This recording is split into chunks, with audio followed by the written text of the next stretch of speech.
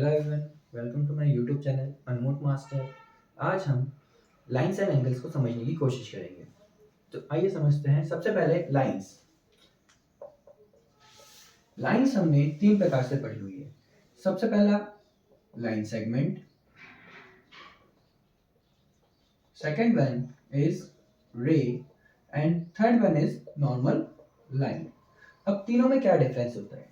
Line segment वो line होती है जिसके दोनों एंड पॉइंट होते हैं, that means A and B. और इसको लिखते कैसे हैं? जैसे हमने दोनों पॉइंट्स के नाम लिखे ए बी और इस पे लाइन ड्रॉ कर दिया। तो लाइन सेगमेंट जिसके दोनों एंड पॉइंट होते हैं।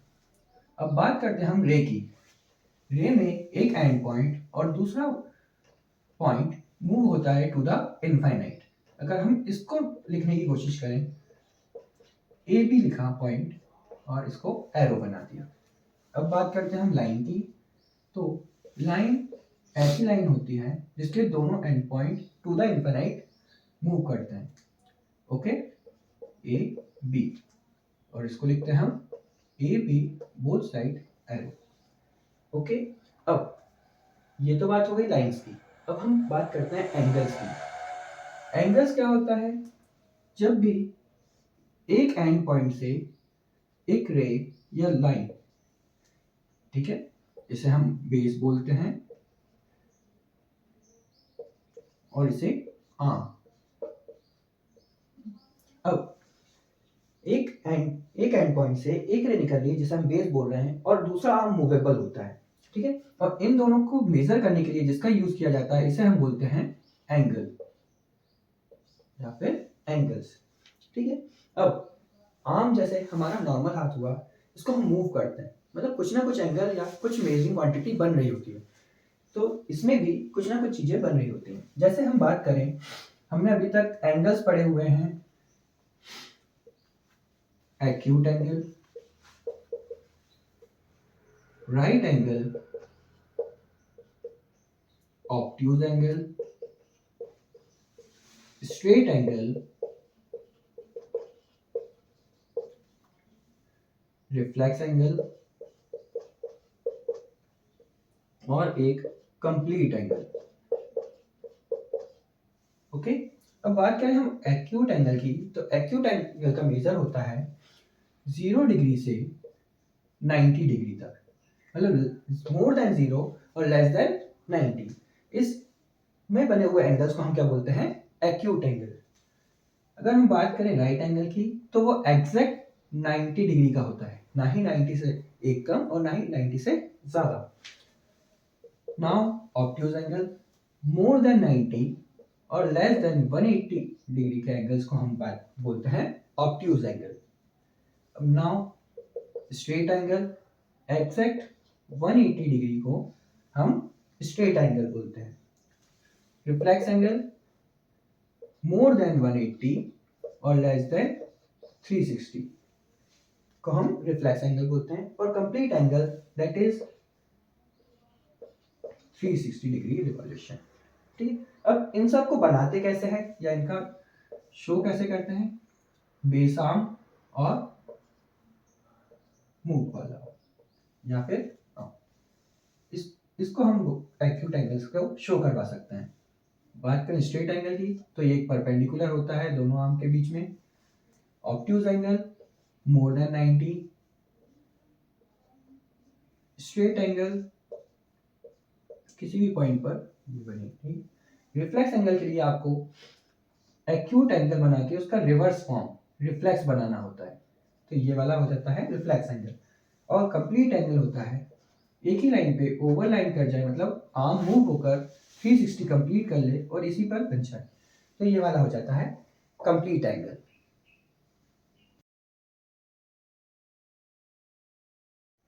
चलिए अब हम इससे और चीजें पढ़ लेते हैं एडवांस में। जैसे हम बात करें एडजेसेंट एंगल की। एडजेसेंट एंगल मींस अगल बगल वाले एंगल्स। अब अगल बगल वाले कैसे? अगर हम मान लो इस आर्म पर या दो आर्म पर एक कोई सा भी एंगल ड्रॉ कर लेता है, ठीक है। अब इन दोनों के बीच में कॉमन एंगल, कॉमन आर्म क्या रहा है? जैसे एक हुआ ये वाला एक एंगल और एक ये वाला एंगल, तो ये दोनों को हम क्या बोलेंगे? Adjacent angle. अब इसमें भी दो टाइप्स के एंगल आते हैं। सबसे पहला आता है कॉम्प्लीमेंट्री एंगल।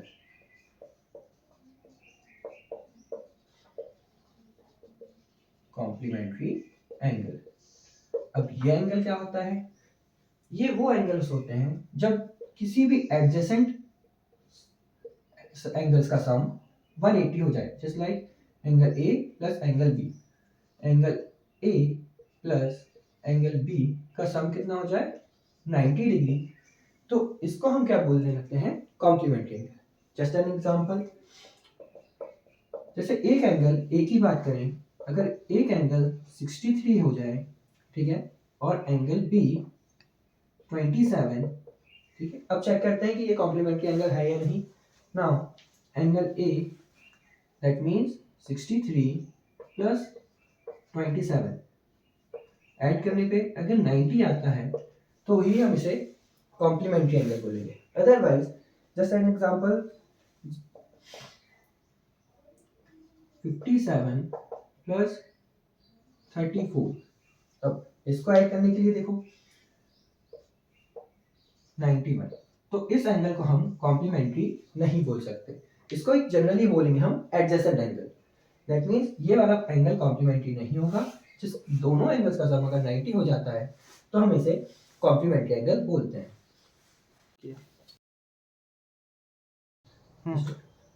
अब सेकंड टाइप आता है इसमें सप्लीमेंट्री एंगल का।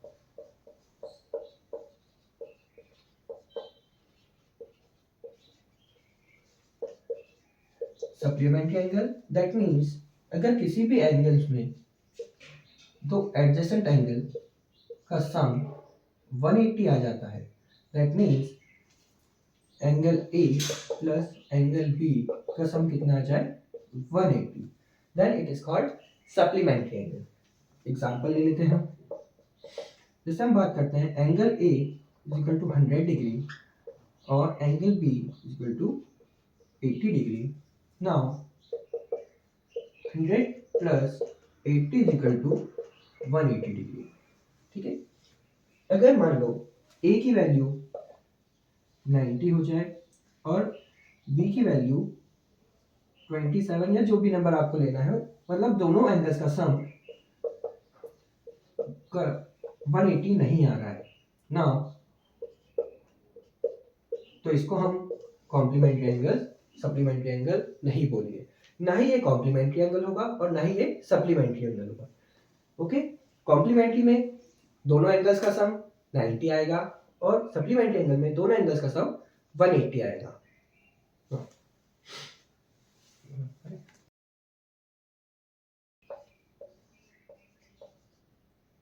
नाउ हम बात करते हैं ट्रांसवर्सल की। अब ट्रांसवर्सल क्या होता है? जब दो लाइन को एक तीसरी लाइन से कट किया जाता है या उसको कट किया जाता है तो इस लाइन को क्या बोलते हैं हम? Transversal line. ओके, अब इसमें भी कुछ केसेस बनते हैं, जैसे अगर मान लो ये दोनों लाइन पैरेलल है, मतलब लाइन L और लाइन N इस पैरेलल लाइन और एक ट्रांसवर्सल डाला जाए ना, इसमें भी अब कुछ प्रॉपर्टीज बनेगी। जैसे हम बात करें इन दोनों एंगल्स की, देखो दोनों एंगल्स सेम सेम दिख रहे हैं। अगर दोनों एंगल्स सेम सेम दिख रहे हैं दैट मीन्स एक इसमें प्रॉपर्टी आती है करस्पॉन्डिंग एंगल की।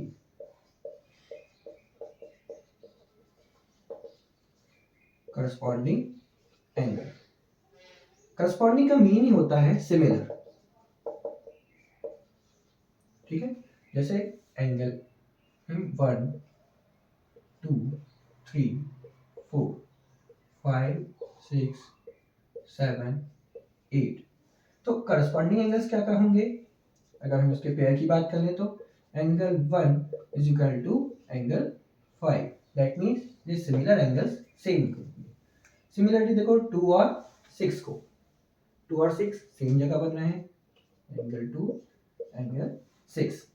Similarly 3 and 7, angle 3 is equal to angle 7 and angle 4 is equal to angle 8। Corresponding angles क्या होते हैं? करस्पॉन्डिंग वो एंगल्स जो सिमिलर होते हैं, ओके, उसके लिए जरूरी है कि दोनों लाइन पैरेलल हो। इन केस अगर लाइंस पैरेलल नहीं है और एक ट्रांसवर्सल है तो ये दोनों एंगल करस्पॉन्डिंग नहीं हो सकते, यानी सेम सेम नहीं हो सकते।